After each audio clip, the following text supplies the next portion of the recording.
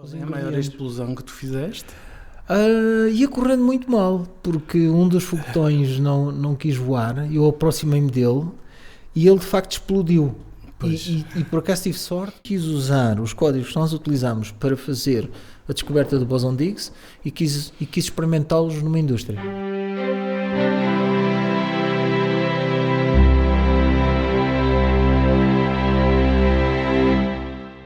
Bem-vindos a mais um podcast para bom entendedor. Eu sou o Ricardo Ribeiro e hoje tenho o prazer de ter aqui comigo o meu colega, amigo, físico também, António Onofre. António, diz-me uma coisa, tu és de Figueira da Foz, certo? Sim. E tiraste o curso de Física da Universidade de Coimbra. Tirei o curso na Universidade de Coimbra, sim. Como é que te passou pela cabeça de ser físico?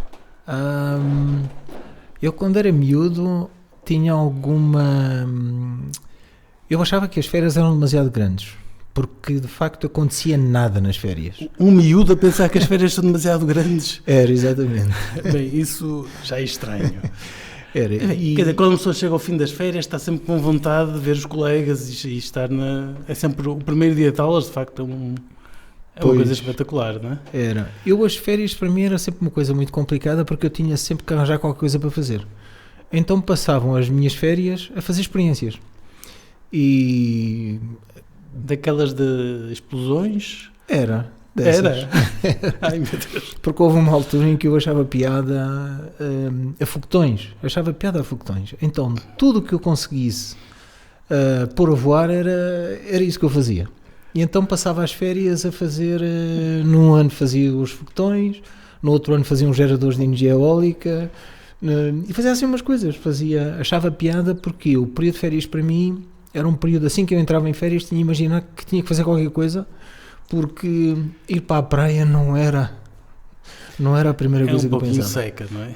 É muito seca. Se você leva um bom livro para ler, se consegue fazer umas brincadeiras com amigos, ainda se entretém, mas estar o dia todo para o ar em sentido estrito.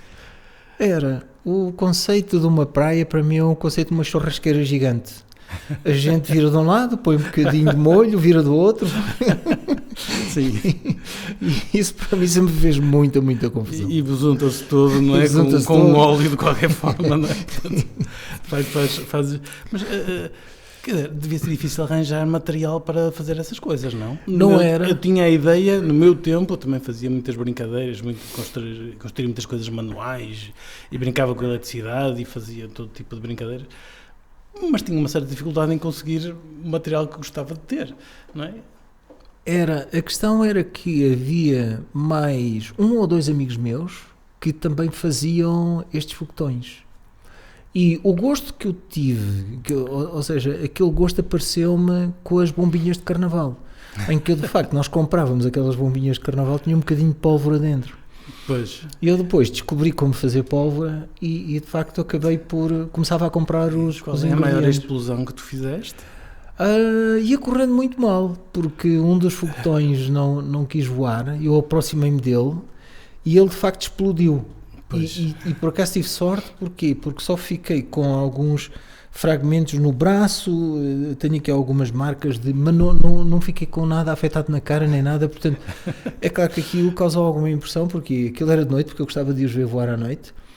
E de facto, de repente, as pessoas na Figueira ouviram uma explosão. Pois. E viram todas à janela. Viram o que é que estava a acontecer. Portanto, não foste declarado inimigo público número 1? Não porque fugi a tempo. Fugiste a tempo. Mas aquilo... Hoje em dia deve ser muito difícil. Um jovem da idade que tu tinhas... na altura, fazer este tipo de coisas. Não? Antes havia um pouquinho mais de liberdade, digamos, para fazer asneiras. Era muito mais liberdade. Eu sentia que as pessoas sabiam, na minha família, que eu era uma pessoa bastante independente e nas coisitas que fazia, normalmente era uma pessoa responsável, mas gostava de fazer as minhas coisas. E de facto, nunca senti muito aquela pressão de deixar de fazer. Eu saía, tinha um ritmo muito próprio e de facto tinha uma vida muito independente quando era miúdo. Os meus pais por acaso permitiam isso. E isso levou-te à física? Isso levou-me à física, porquê? Porque eu também desde muito cedo que fui muito motivado pelos meus pais por exemplo, o meu pai oferecia-me um telescópio, eu passava o verão e depois descobri que conseguia ver o sol, e então durante o dia era fantástico porque eu passava o dia todo a ver o sol e portanto já não tinha que ir à praia. Então foi a primeira vez que vi as manchas solares e elas mudavam de dimensão e aquilo foi uma coisa engraçada, foi de facto E depois à noite vi os anéis de Saturno, portanto Pois, isso é muito giro, é uma coisa engraçada. E o que é que eu notava? O que eu notava era que não havia muita gente com quem eu conseguisse falar destas coisas, mas também não me importava. As pessoas sabiam que eu andava lá nas minhas coisas, ninguém me chateava muito, nem eu divertia-me a fazer estas coisas. E aí, depois na universidade, bem, enfim, suponho que nessa altura já deixaste de fazer estas explosões. Pois, eu confesso que fiquei assustado quando o foguetão explodiu, porque foi a primeira vez que me apercebi que uma pessoa tem que conhecer bem a sério as coisas antes de começar a fazer, porque aquilo correu bem, ou seja, a explosão foi para o lado e eu fiquei com fragmentos nos braços, mas na cara, porque eu estava mesmo a olhar para o foguetão. Pois. E ele, em vez de voar, explodiu. De maneira que aquilo causou-me alguma... dizer, espera lá que isto tem que ser feito um bocadinho mais controlado. E, portanto, nessa altura aquilo foi um showstopper, ou seja, assim, bem, foguetões, se calhar é melhor dedicar-me a outra coisa, porque eu tinha 11, 12 anos. Mas depois também com os geradores eólicos também tive um bocado de azar. Porquê? Porque eu montei um gerador eólico com uma pá vertical, nem as pás normais, são umas pás que rodavam, sim. E depois prendi-o no telhado.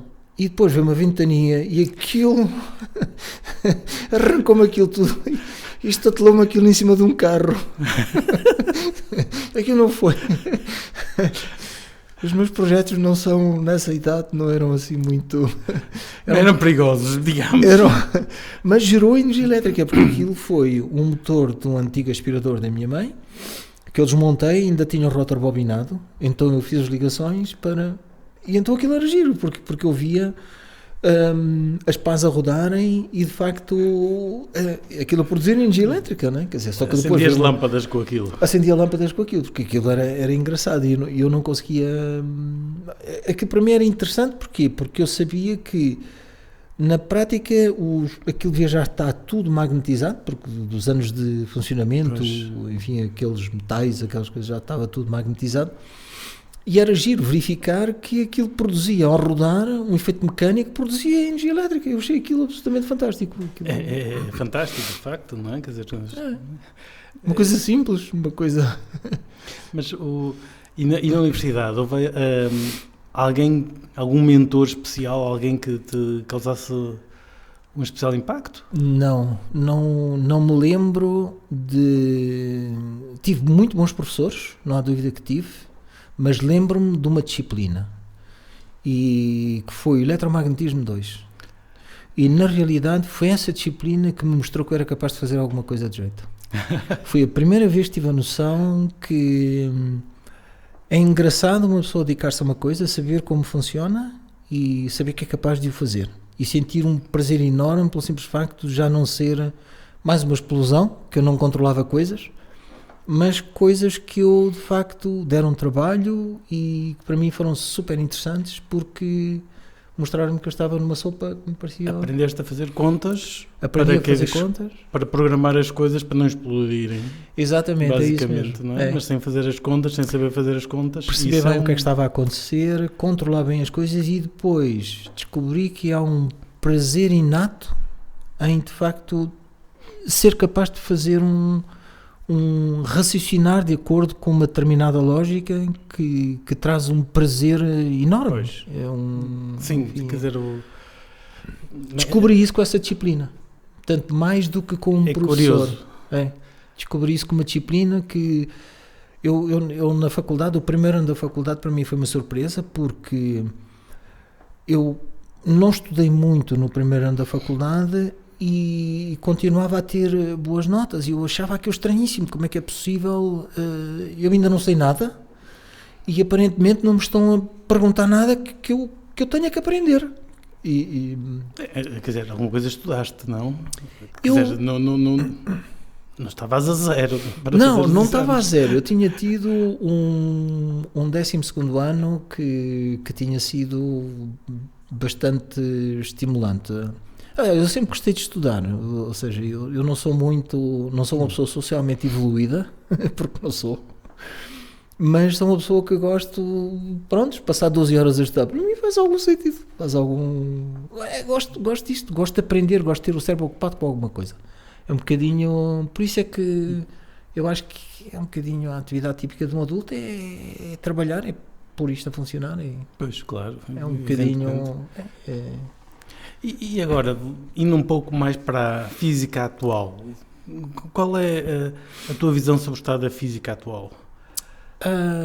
Tu és de física de partículas, originalmente, a maior parte do teu currículo é nesse campo, trabalhas com o CERN, trabalhas, continuas ligado à experiência Atlas do CERN, suponho eu, que é o acelerador de partículas maior que existe no mundo, não é? O famoso descobridor, passa a expressão, da partícula Higgs. Exato. E muitas outras coisas interessantíssimas. A World Wide Web, por exemplo, não é? Foi inventada lá, imensas coisas engraçadas. Mas tu és dessa física de partículas, que é, digamos, a disciplina de física mais avançada que nós temos, não é? Para que lado é que estão a ir os tiros neste momento? A sensação que tenho é o seguinte, de facto, a compreensão que nós temos do universo hoje em dia é aquilo que nós vemos, os tais 5% do universo que nós vemos, temos um modelo que, de facto, é fantástico, porque nós até podemos dizer que não descobrimos física nova, porque toda aquela que tentamos descobrir nos últimos 20 anos, aparentemente está a bater certo com aquilo que a gente estava à espera de ver. A teoria é extraordinária. A teoria está a começar a bater certo, o que é desesperante, porque na realidade... Bate certo, mas está incompleta. Está incompleta. Está muito incompleta. O que está perfeito. Mas faltam-lhe peças. Faltam-lhe muitas peças. Mas quem vive hoje, vive no universo certo, no mundo certo, no tempo certo. Porque na realidade... Há muitos... Eu pensei isso, de qualquer forma, que não mas a questão é gira, porquê? Porque à medida que o homem vai conhecendo cada vez mais o universo, é cada vez maior a percentagem do universo que ele não conhece. E tem cada vez mais consciência de que isso é verdade. Ou seja, nós vivemos no universo... Isso aconteceu sempre. Mas não Quer dizer, há muito tempo que nós percebemos que quando avançamos num determinado campo, sempre aparecem mais perguntas do que respostas. Mas houve alturas em que o homem pensou que já sabia tudo. Sim, houve. E nessas alturas quando uma pessoa de facto olha para o nosso universo e diz assim, houve alturas em que eu não precisava de mais partículas, não precisava de mais interações, não precisava de mais nada porque já sabia tudo. Pois. E esse homem era provavelmente um exemplo de um nível de ignorância bastante, que agora sabemos que era um nível de ignorância muito grande. E é esse mundo que eu acho que nós vivemos, que é muito interessante hoje. Sim, quer dizer, basicamente para traçarmos um panorama disto, nós dizes que só conhecemos 5%, que é a parte que nós costumamos chamar matéria, digamos, não é? Matéria hadrónica, depois temos matéria escura, que é para aí 30%, não é? É isso, à volta disso. E o resto, 65%, é uma coisa que a gente chamou de energia escura, à falta de melhor nome, não é? A gente chama escuro, basicamente os físicos chamam escuro quando não sabem o que é que hão de chamar, o que é aquilo, o que é que poderá ser. É um pouco como os raios-x, eles não sabiam o que é que era, chamaram-lhe X, que é uma incógnita. Basicamente é a letra tipicamente usada para incógnitas. Hoje em dia, as coisas que nós não sabemos chamamos de escuras, não é? Se calhar porque já usamos as incógnitas todas por raio-x, não é? Ou assim do estilo. E quais são as tendências futuras, não é? Que tu achas que vai... Por onde é que estamos aí? Porque estamos no impasse, de facto. Estamos na física de partículas, o que nós temos hoje em dia nós temos um modelo, não é bem uma teoria, porque nós sabemos que a teoria... Por acaso é engraçado que na sexta-feira estive em Lisboa a ver uma talk, um seminário do Michelangelo Mangano, que é um físico teórico do CERN, que veio cá, que eu conheço já há muitos anos, e que na prática também tem uma certa preferência das pessoas dizerem, nós não temos ok, o modelo padrão não é uma teoria, é um modelo Sim. que descreve, porque ainda falta muita coisa para descrever, e de facto o modelo é uma coisa que ele dizia com alguma piada, que é mais credível. Se a gente tem uma teoria, a gente nunca sabe se aquela teoria é mesmo uma teoria. Bem, de facto, o modelo é o nome certo. É o nome certo para estas coisas, isso não há qualquer dúvida. Mas acho que estamos num impasse, sim. Estamos num impasse porquê? Porque é muito difícil nós termos neste momento algo para além do modelo padrão que seja mensurável. Por exemplo, a matéria escura é preciso, tal como qualquer coisa, para medir uma propriedade é preciso a experiência certa para medir a propriedade certa. O modelo padrão é um modelo fechado em si próprio, digamos, quer dizer, completo por si próprio, de alguma forma. Eu acho que há um problema básico e fundamental no modelo padrão, muito para além da descoberta de novas partículas, que é, não há no nosso modelo nenhuma indicação de uma verdadeira escala de massas, uma escala de energia para as partículas que nós conhecemos. Ou seja, nós fomos à física atómica, temos aquela questão temos a função de onda, nós acabamos por dizer a função de onda tem que ter um determinado valor entre este ponto e aquele ponto, e isso fixa-nos e dá-nos um espectro. A gente saca um espectro de energias a partir daí. Sim. Nós não temos uma maneira de conseguir tirar esse espectro de energias, ou seja, espectro de massas das partículas fundamentais. Isto é giro porque parece que temos tudo, ou seja, temos os potenciais, temos as equações, temos aquilo lá tudo certo, mas não temos a condição que nos permite sacar o espectro de energia das partículas, ou seja, aquela massa fundamental a gente não... Isso é uma das coisas que procuras? Uma das tuas buscas? É porquê? Porque as pessoas andam à procura de partículas novas e há qualquer coisa que não funciona no nosso modelo e que não são muitas as partículas fundamentais que a gente conhece. 6 quarks e 6 leptões. E acabou 12 partículas. E não temos uma única previsão das massas dessas partículas. Não há maneira de nós conseguirmos sacar isso. São dados, de facto, da experiência, mas não são os únicos. Existem muitas constantes na natureza que são dados que nós medimos e já está, temos que aceitá-las, não são dedutíveis. Aliás, as próprias equações da física não são em si dedutíveis de lado nenhum. Nós inferimos a partir da experiência que as coisas funcionam assim e construímos as equações dessa maneira. Não é? E depois temos toda uma série de parâmetros na física, a carga do eletrão, não é só as massas, a carga do eletrão, por exemplo, a velocidade da luz, a constante de Planck, são toda uma série de parâmetros que são dados, não é? E enfim, quer dizer, era muito interessante se conseguíssemos tirar mais alguma destas coisas de algo mais fundamental ainda do que aquilo que nós temos, mas não é óbvio que seja possível. Bem, nesta teoria, obviamente, parece-me que é demasiado fechada para isso. É muito difícil porque a teoria já tem um conjunto de ingredientes, ela já é tão completa, porque já, quer dizer, é quase já uma centena de anos sobre aquilo que nós chamamos a física moderna, não é? Nos anos 30 do século passado. E, quer dizer, 100 anos, a comunidade física a pensar sobre um modelo, a partir de certa altura, aquilo chega...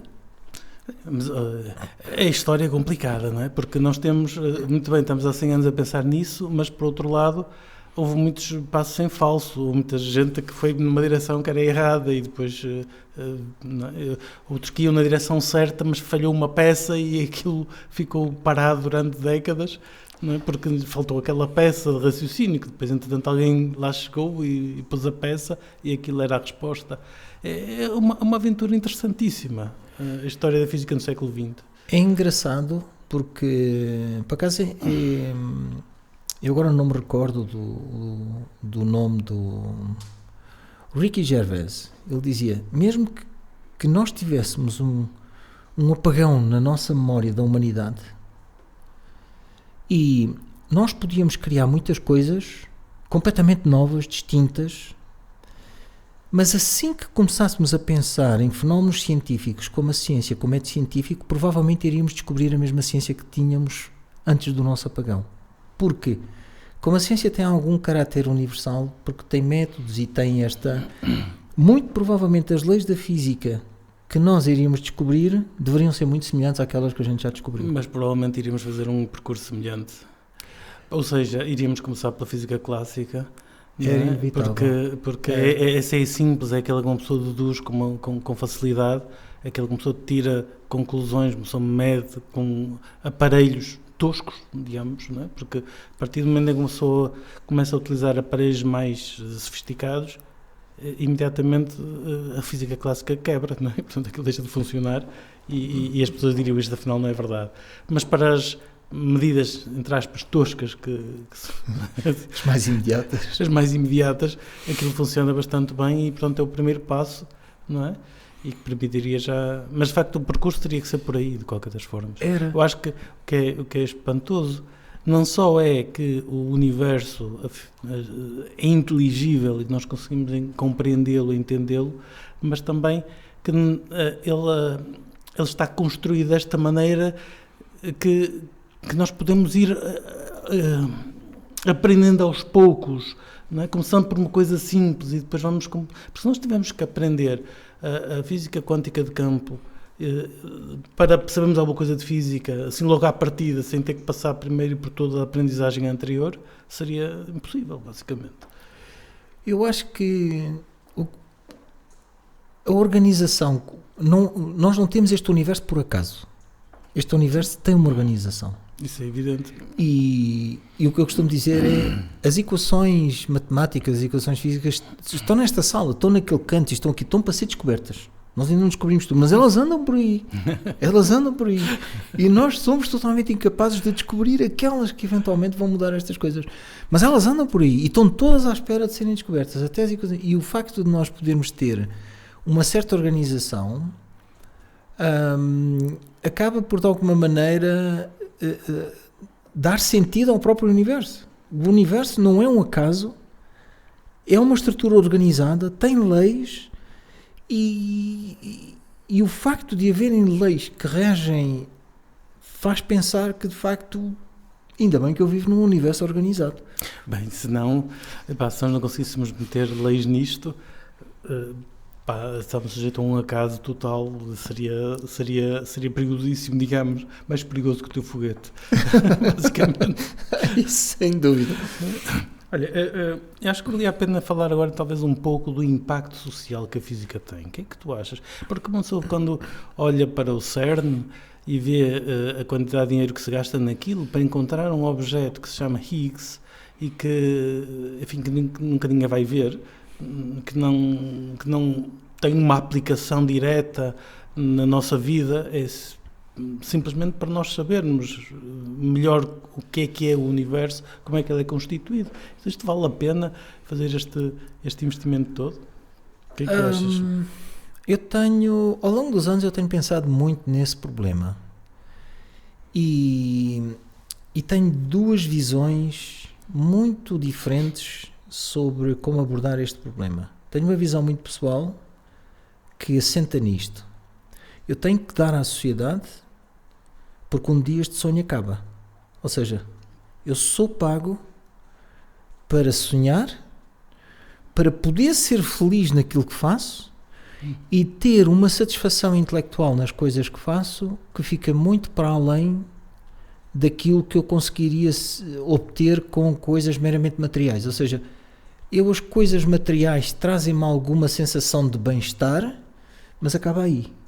Ou seja, se eu quiser ter uma vida realizada, eu não é um simples facto de eu poder ter dinheiro para comprar coisas que me traz isso. Isso não me traz. Esvazia-se no momento em que eu faço a compra.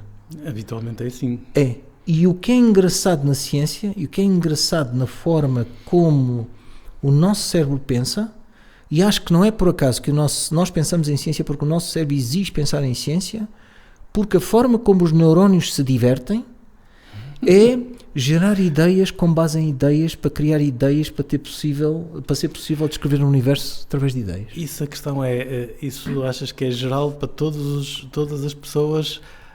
Os neurónios funcionam assim? Ou achas que isso é um caso particular dos teus neurónios? Eu trato os meus semelhantes da mesma maneira que me trata a mim. Pois. Sim. Mas és o que conheces melhor, não é? Dos teus semelhantes. Pois, dos meus semelhantes é aquela pessoa que eu conheço melhor. E às vezes surpreendo-me com coisas, porque muitas vezes eu acho que os seres humanos, há uns que são muito mais práticos e pragmáticos e olham para e têm problemas curiosos porque acabam por perder tempo para ver isto. Mas eu sempre achei que as pessoas se preparam melhor para as coisas que nunca lhes acontecem do que aquelas que realmente lhes vão acontecer. Pois. E portanto eu acho que ao nível da preparação o que eu acho que é necessário é desfrutar um bocadinho do caminho. Eu acho que é. Mas há um grau de satisfação em racionalizar as coisas, não sei, acho que há um grau de satisfação em pensar que é extremamente poderoso. Mas isto, nós estamos a falar de impacto social. Impacto social. Quer dizer, estava eu a perguntar por isso. O impacto social, esta é a tal perspectiva muito pessoal que eu tenho sobre estas coisas, que é aquilo que eu chamo o gosto em pensar, em poder raciocinar, poder elaborar ideias e poder, de facto, ter ideias diferentes daquelas que me deram origem àquelas ideias. Ou seja, isto para mim é um... Depois há um outro aspecto, que é o aspecto de como é que a ciência traz, o que é que a ciência pode trazer à própria sociedade. E são aquelas coisas, são as pessoas únicas, não é? Por exemplo, uma pessoa chamada Faraday. Se eu tirasse o Faraday da história da humanidade, a primeira coisa que acontecia, apagavam-se as luzes todas desta sala. O som deixava de se ouvir, a imagem desaparecia, a roupa... O som do microfone, queres dizer? O som do microfone, sim. A roupa que eu tenho vestida, que foi fabricada por máquinas que utilizam o princípio de deixava de existir, eu de repente ficava de tanga. Literalmente. Aquilo que tinha que fazer... Antes do Faraday havia roupa, não é? Não estavam de tanga, mas enfim... Não, o que eu estou a falar é da roupa que eu tenho vestida agora. Esta em concreto. Esta em concreto. Se eu desligasse o Faraday, eu ficava numa situação que tinha que voltar aos tempos antes do Faraday. Sim. E de facto tinha que utilizar... E dá-me a sensação de que as pessoas gostam muito de falar em grandes coisas, como qual é o impacto que a ciência tem na própria sociedade. E eu estou convencido que é nas pequenas coisas que nós notamos que a ciência tem um impacto direto na própria sociedade, que já teve e que está a ter, mas as pessoas habituaram-se a isso e já não ligam nenhuma. Certo, isso é verdade, mas uma coisa é a eletricidade, que o Faraday estudou e as leis que ele descobriu, etc. Isso tem uma aplicação muito direta e imediata no dia-a-dia das pessoas. Agora, o bosão de Higgs não é tão evidente, digamos, não que tenha um impacto, embora, quer dizer, aquilo influencia imensas coisas a nível microscópico, que depois terá papel a nível microscópico, mas tecnologicamente não parece que a gente vai conseguir utilizar o bosão de Higgs para nada. Não, isso é verdade, mas tudo aquilo foi construído para, por exemplo, detectar o bosão de Higgs, acaba por ser de uma grande utilidade, porque muitas vezes, por exemplo, eu trabalho numa experiência que tem o tamanho de um edifício de 6 andares.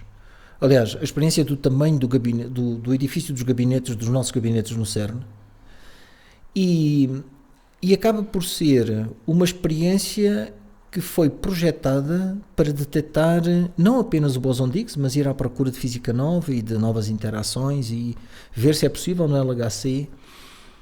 E na realidade o que é que nós vemos? O que nós vemos é que parte da tecnologia que é desenvolvida para aqueles detectores acaba por de alguma maneira ser utilizada na vida normal.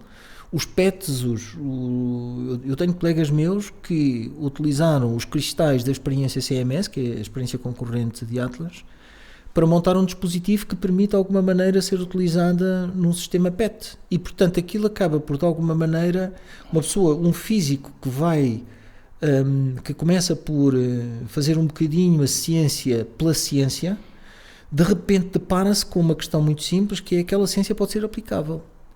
E isso é uma coisa interessante porque eu gosto de resolver problemas.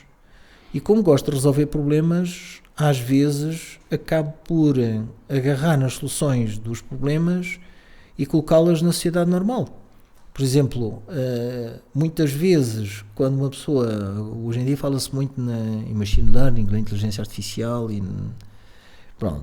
e há muitos algoritmos que nós utilizamos no CERN que já utilizam esses, mas há 20 ou 30 anos que utilizamos esses algoritmos.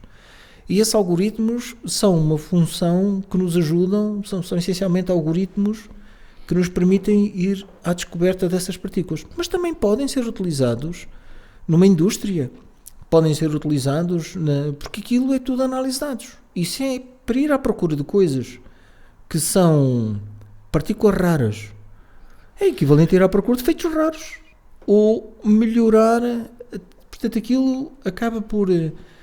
Essas ferramentas acabam por permitir ter essas aplicações também. E tu já usaste estas ferramentas fora do âmbito da física? Já. E então, como é que isso foi? É muito giro, porquê? Porque eu quis fazer exatamente esse desafio, ou seja, quis usar os códigos que nós utilizamos para fazer a descoberta do bóson de Higgs e quis experimentá-los numa indústria. E quis experimentá-los, já que tenho códigos que vão à procura de partículas que são raras, eu vou à procura de feitos que são raros. E cheguei à conclusão que utilizando os mesmos códigos se conseguem ter exatamente as mesmas performances. Porque no final do dia é análise de dados. É a mesma coisa. E já agora, em concreto, que defeitos é que tu encontraste? Em que contexto? Só para não falarmos tão em abstrato. Eu tenho, na realidade, duas aplicações. Uma delas foi precisamente na Bosch. Portanto, a ideia era nós desenvolvermos um sistema que conseguisse, de alguma maneira, identificar alguns defeitos que existem nas linhas de produção. E foi bastante engraçado. Porquê? Porque de facto os modelos que nós adotámos acabavam por de alguma maneira poder identificar bem os parâmetros e identificavam as variáveis que poderiam considerar um bocadinho serem mais responsáveis por estes defeitos que poderiam eventualmente aparecer. E isto foi feito, e eu não queria fazer isto de uma maneira diferente da aplicação. Havia uma questão por princípio que estava na base. Eu queria de facto utilizar os códigos que nós utilizávamos no nosso dia-a-dia para mostrar que esses mesmos códigos funcionavam também noutros ambientes. E de facto funciona, porque nós conseguíamos ter curvas que permitiam rejeitar peças com defeitos de peças sem defeitos. E o que é engraçado é que a indústria trouxe-nos uma coisa muito gira, que foi e que é diferente da nossa física. E isso foi um ganho que eu ganhei ali, porque foi uma experiência de vida muito interessante. Porque uma coisa é eu analisar os dados do passado e verificar quantos Higgs existiam nos meus dados. Outra coisa é eu dizer, na próxima peça que vai passar debaixo do meu sistema, qual é a probabilidade daquele ser um Higgs defeituoso. Isso é completamente diferente, porque o desafio é muito giro. Porquê? Porque aquilo custa dinheiro, portanto aquilo não é uma decisão a feijões. Pois. E portanto isto muda um bocadinho o paradigma portanto há aqui uma ligação que isto foi bastante interessante do ponto de vista intelectual. Porquê? Porque é um desafio que a indústria nos coloca e é um desafio que a indústria nos coloca muito sério, porque é dizer assim, eu agora vou ter que dizer às pessoas que estão na linha de produção que vão ter que tirar uma peça que não parece que está mal, parece que está boa, mas probabilisticamente existe uma boa probabilidade dela vir a dar problemas, e ela vai ter que atirar, e se atirar vai custar dinheiro. Pois. E portanto é esta... Mas se não atirar... Se não atirar, a probabilidade da percentagem de defeitos não vai melhorar. E às vezes é estranho, porque como é tudo probabilístico, ou seja, eu vejo passar 100 peças, não é? Eu vejo passar 100 peças e tenho que tirar uma que tem um classificador a dizer é preciso tirar esta peça, e os operadores, quando vão olhar para a peça, dizem, mas por que raio que eu tenho que tirar a peça, parece boa. Eu não vou tirá-la. É um exercício muito engraçado, mas como tem custos, é esta simbiose. Achei engraçada a experiência que a indústria traz, é muito rica deste ponto de vista, porque torna muito visível o impacto que tem a ciência, mas a ciência tem que ser muito bem gerida para realmente ter um impacto positivo na sociedade. Pois. Ela tem que ser bem gerida, não pode ser... Quer dizer, ciência por ciência, deixem-na fazer o que a ciência quer, mas depois, quando se trata de aplicações, é preciso perceber muito bem como é que a gente vai aplicar, em que contexto, claro. e verificar se a sociedade está satisfeita com aquela ciência, porque eu sei que os engenheiros da Bosch às vezes ficavam desesperados comigo. Pois, quer dizer, é complicado Exatamente, tirar isto, mas quer dizer, vamos lá ver, mas não havia um outro critério qualquer que pudesse verificar que realmente aquela peça não estava bem? Ou tiravam e estavam fora? Ou... É difícil, porquê? Porque, vamos imaginar uma linha de produção que tem 5 estações em que a peça para 5 ou 6 vezes para fazer uma operação qualquer. E tem os robôs a fazer aquela peça. O que é possível imediatamente detectar? Se o robô tem uma posição que não está muito bem definida e tem um defeito, ou tem uma folga, ou tem uma coisa qualquer, aqui consegue-se identificar. O problema é que quando eu tenho um pequeno desvio na primeira estação de 1 ou 2 milímetros numa posição qualquer e depois tenho outro pequeno desvio na terceira estação, não é suficiente para eu tomar uma decisão em cada uma das estações de controle, mas depois o resultado final, mas já é tarde demais. E portanto o que é necessário para... E esta é a visão que eu tenho da linha de produção. Para ver uma linha de produção como um todo, e quer dizer, a minha experiência é uma experiência de contacto com os engenheiros e com quem estava a trabalhar, porque eu gostava muito de estar lá também com os operadores das linhas, porque é impressionante ver as pessoas É necessário para ganhar sensibilidade, não é? Para ganhar sensibilidade. E depois o que eu noto é, há um ganho na combinação de todos os parâmetros ao longo de uma linha de produção e que não é trivial, porque uma pessoa vai ajustando tudo até ter os parâmetros corretos em cada linha. Mas agora, os pequenos desvios de um sítio, mais aqueles do outro, mais aqueles do outro, isso é extremamente difícil e aí também está algum ganho. E portanto, o teu software de física de partículas serviu para identificar estas coisas e poupar alguns milhões de euros à Bosch? Eu não sei. Eu nessas coisas... eles ficavam muitas vezes desesperados comigo. Porque eu olhava para aquilo... Professor, como é que a gente faz isto e tal? Não sei o quê. Olha, quer dizer, tu tiveste mais outras iniciativas de empreendedorismo, digamos, não é? Tive. Portanto, não se reduziu a explodir foguetões lá na Figueira? Não. Então, conta lá. Pois, eu durante os anos em que estava a fazer o meu doutoramento no CERN, eu gostava muito de ir para a montanha. E então houve uma altura em que eu, de facto, queria ganhar um bocadinho... O CERN fica na Suíça, tem lá muita montanha. Tem muita montanha e eu passava os fins de semana na montanha. Quando não estava a trabalhar, agarrava na minha mochilazinha e ia para a montanha. E depois decidi que, de facto, estava na altura de ver se era capaz de fazer alguma coisa de montanha. E então quis começar a treinar, e como gosto muito de escalada, comecei a fazer e pronto, quis montar um ginásio onde eu treinasse, não é? E então comprei ainda várias centenas, talvez milhares de peças e comecei a montar o meu ginásio. E quando comecei a montar, as peças partiam-se. E partiam-se, aquilo deixou um bocado desesperado, então, mas acabei de comprar a peça, aquilo é novo e está-se a partir. E depois um físico olha para aquela peça e sabe exatamente o que está a acontecer. O que está a acontecer é que a peça era feita de um material que era rígido, que era um material compósito, uma resina epóxi, uma coisa deste género, que fica rija, e depois, quando essa peça era aparafusada contra uma parede que era irregular, nos pontos de contacto a peça partia. Pois, claro. Portanto, a tensão maior aí, não é? A tensão rachava aquela peça. Portanto, se a tensão naquele ponto racha, é preciso dividir a tensão, espalhar a tensão por uma área maior. Então o que é que eu fiz? Fiz uma borrachinha que tinha uma ligação física atrás, pronto, nunca mais partiu peça nenhuma. Quando dei por ela, já tinha feito uma empresa para vender aquilo, estava a vender milhares de peças e estava a ficar com uma vida feita num pesadelo, porque eu estava na altura a fazer a minha tese de doutoramento e depois tinha que ir para o sítio, porque entretanto construí a máquina para fazer a injeção daqueles materiais e fiz aquilo tudo. E então tinha uma máquina para fazer a injeção, fazia a injeção dos materiais e comecei a vender milhares de peças por todo lado. E aquilo começou-me a tirar um bocadinho o gosto pela vida, não é? Quer dizer, então passei aquilo a uma sócia. Tu gostas de arrancar o negócio, mas depois alguém que pegue naquilo? Eu gosto de resolver o problema, porque depois o que é que aconteceu? Eu fiz a empresa, comecei a fazer as peças, montei o meu ginásio, ainda consegui durante 2 ou 3 anos motivar muito uma atividade em que as pessoas podiam comprar aquelas presas e instalá-las. Eram presas indestrutíveis, aquilo não é possível partir, porque aquilo foi à procura do material que de facto fosse um bocado indestrutível e que a borrachinha atrás e que não se partia. De maneira que, só que aquilo acaba por ser uma prisão, porque uma pessoa vai fazendo aquelas coisas e depois, e é um bocadinho esta...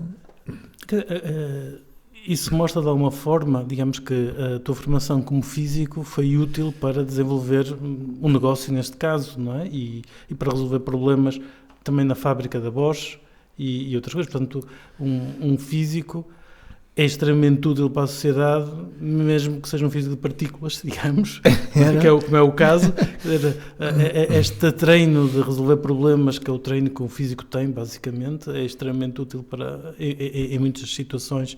Agora, como é que será que podemos tornar a física um pouco mais acessível ao público em geral? Como é que a gente poderia fazer uma coisa dessas? Eu acho que a física, para mim, é uma consequência da minha curiosidade. Ou seja, eu sou físico porque sou inevitavelmente físico porque sou uma pessoa extremamente curiosa. Provavelmente, se tivesse tido uma formação mais ligada a outras áreas, a curiosidade é que é a pedra basilar de tudo. Ou seja, antes de ser um físico, ou ser um matemático, ou ser pergunta que eu faria a mim próprio era: eu sou uma pessoa curiosa ou não? Gosto de ver estas coisas e o que é que eu gosto mesmo de fazer e de ver e essa curiosidade é que está na base de tudo. Ou seja, para mim, o facto de ser físico e a forma como eu gosto da física aparece muito porque aquela curiosidade vinha casada com uma coisa que era... Eu apreciava a curiosidade de ter uma equação, ou seja, achava piada com aquela curiosidade, isto é giro e tal, mas tem esta explicação, tem esta equação, tem esta coisa, portanto eu sentia-me satisfeito nessa... E isso é que me levou à física. Desculpa, parênteses, faz lembrar o Dirac, não é? Que tem uma equação chamada equação de Dirac e que dizia aos outros físicos: eu tenho uma equação, tu também tens. É isso. Basicamente. É um bocadinho... mas isso, quer dizer, vamos lá ver, essa curiosidade é algo que se desperta também nas pessoas. Se nós queremos chegar ao público em geral, digamos, se for pela curiosidade, temos que arranjar forma de despertar, de alimentar, não? Eu confesso que eu nunca precisei disso. Ou seja, eu acho que já nasci curioso, acho que vou morrer curioso e, de facto, aquilo que eu gostaria era, quando estivesse a apagar-me desta vida e desta para melhor, ter um daqueles e perceber como é que este mundo funciona. Se calhar, em vez de curiosidade, se tiveres entusiasmo, consegues... Eu acho que o entusiasmo por uma determinada coisa é algo que cativa sempre, parece-me. Cativa os alunos quando nós damos aulas, cativa o público em geral quando nós falamos, acho eu. O entusiasmo é verdade, mas o meu entusiasmo assenta na curiosidade, ou seja, às vezes é quase, quer dizer, é de tal forma infantil isto, que nem sequer tenho coragem de falar disto, porque uma pessoa curiosa... hoje em dia na nossa sociedade, uma pessoa que mostra um índice de curiosidade muito elevado faz mais perguntas do que dá respostas. Claro. E então não é... enfim, tem todos os rótulos e mais alguns, não é? Quer dizer, acaba por de alguma maneira... E por isso uma pessoa aprende a não mostrar que faz tantas perguntas. Ou seja, falas em silêncio. Mas está sempre porque é uma questão de... não sei... Quer dizer, um bocadinho esta... Mas a curiosidade para mim, de facto, está... Eu se tivesse que dizer exatamente o que é que... Bater uma pilha atómica quando eu nasci, de uma dose de curiosidade enorme sobre tudo o que está a acontecer à minha volta. E isto é um bocadinho a definição que me leva... E depois o entusiasmo vem atrás, porque uma pessoa com curiosidade e um bocadinho de inteligência, depois... o entusiasmo vem porque uma pessoa começa a perceber como as coisas funcionam e então começa a perceber que isto tem lógica e tem coisas, portanto uma pessoa, mas há um treino, uma pessoa vai-se treinando. Claro. e vai... Sim, quer dizer, à medida que uma pessoa vai treinando, vai aprendendo coisas, obviamente o espectro de coisas pelas quais uma pessoa sente curiosidade aumenta muito. Aumenta brutalmente. Porque uma pessoa consegue ver muito mais longe, ver muito mais coisas, etc. e resolver mais problemas, o que é bastante interessante. Qual é que achas que poderia ser? O que é que tu gostarias de deixar como legado? Agora que estavas a falar, enfim, disso. Eu legado, eu por acaso não tenho essa preocupação. Ou seja, não... Eu vou ser muito pessoal nestas coisas. Eu acho que fui posto neste mundo para ser feliz. Sem dúvida, eu também estou convencido disso. É, exatamente, é isso. Estou absolutamente convencido disso. E o meu índice de felicidade normalmente é sempre muito elevado, e é muito elevado, mas o meu grau de felicidade aparece quando eu de facto consigo compreender alguma coisa, mas não estou tão preocupado em deixar isso. É um bocadinho. Mas que conselho é que darias aos jovens físicos? O que eu diria aos jovens físicos era o seguinte. Nossos alunos, por exemplo. O que eu diria basicamente era o seguinte: a física é uma ciência muito, muito interessante, e nunca fiquem com a ideia de que percebem tudo. Deixem sempre um bocadinho por compreender, quando têm que compreender alguma coisa. Porque isso é como o Hemingway dizia: ele, quando escrevia, nunca deixava de um dia para o outro, nunca esvaziava o poço, deixava sempre um bocadinho de água, porque um bocadinho de água ele no dia seguinte conseguia ter mais água no poço. Portanto, a curiosidade aqui motiva também uma certa aprendizagem de uma determinada maneira. Eu sempre desfrutei muito do facto de aprender, mas gosto de aprender de uma determinada maneira.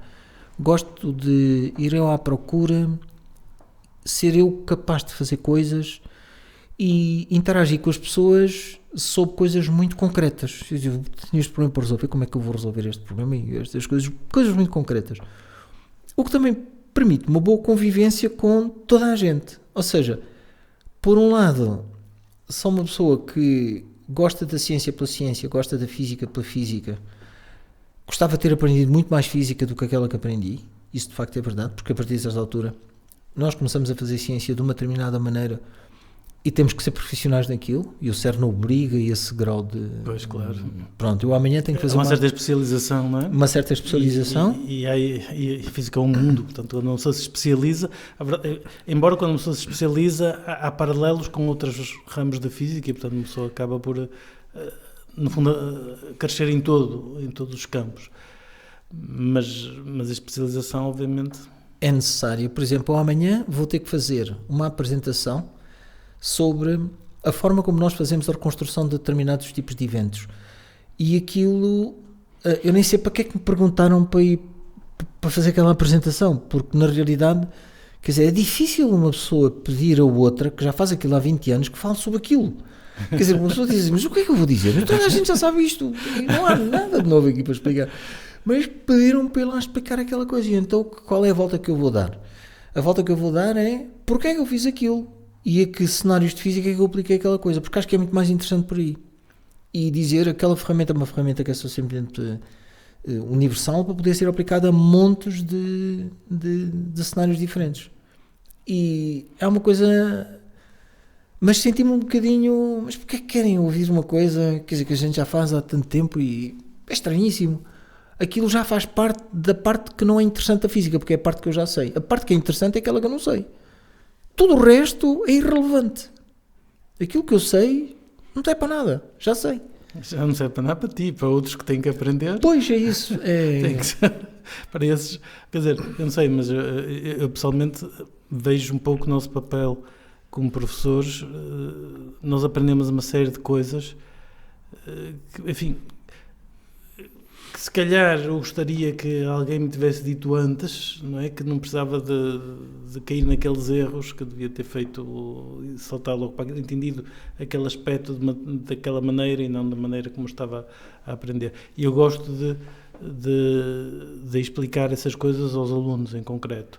Por exemplo, se há um determinado cálculo que envolve uma determinada aproximação, às vezes não me disseram que havia uma aproximação ali. Não é? Disseram isto é assim, não é? E eu gostava que me tivessem dito que aquilo era uma aproximação e esse tipo de coisas, por exemplo, que eu fui descobrindo, fui percebendo com o tempo, mas eu quero passá-lo aos meus alunos, porque eles não têm que fazer todos os passinhos que eu tive que fazer, basicamente. Não, isso eu acho que é importante. Acho que é importante.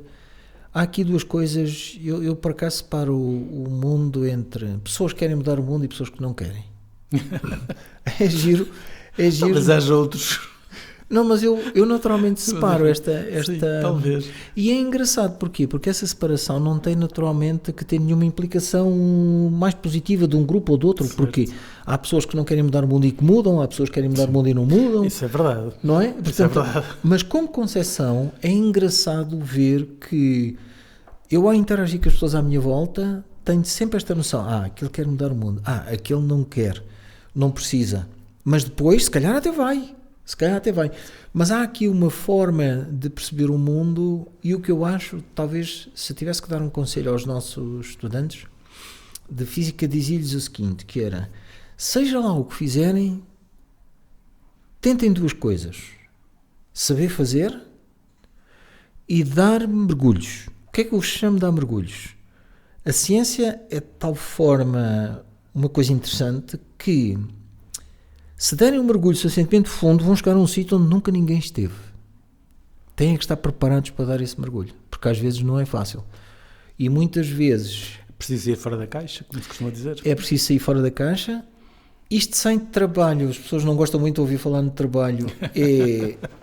Na realidade, é impossível. Mas o que é giro é que o trabalho é a atividade típica de um adulto. Da mesma maneira que uma criança tem como atividade típica brincar. Portanto, sim, o trabalho é a brincadeira de um adulto. E a mim faz um bocado de impressão, não é? Quer dizer, um adulto... Eu gostei disso, o trabalho é a brincadeira do adulto. Não creio que haja muitos a pensar nisso. Mas eu acho que, enfim... Eu acho que os físicos fazem isso bastante. É. Eu acho que isso é bastante o modo de ver de um físico, não é? Nós estamos aqui a brincar com coisas maravilhosas e enfim. É um bocadinho a física tem esse... Porque sempre que um processo acaba por, de alguma maneira, se materializar, por isso é que eu acho que o ser humano tem esta característica que é, está a olhar para um processo e de repente não percebe aquilo. E há um dia em que dá um clique e ele percebe exatamente o que está a acontecer. Isso é uma coisa, primeiro não se consegue explicar a ninguém. Uma pessoa não... É o Eureka, não é? Do Arquimedes, mas na realidade nós verbalizamos uma coisa que é impossível de descrever, porque aquilo, o grau de satisfação é enorme, a pessoa perceber aquilo é E isto só se consegue, isto é como ir ao cinema. Uma pessoa só consegue saber do que é que o filme trata se vai ao cinema. Se nunca vai ao cinema, não tem maneira de saber o que é que o filme... E eu acho que as pessoas têm que se consciencializar que sem trabalho podem estar a perder acesso a um grau de satisfação que ultrapassa... Sem dúvida.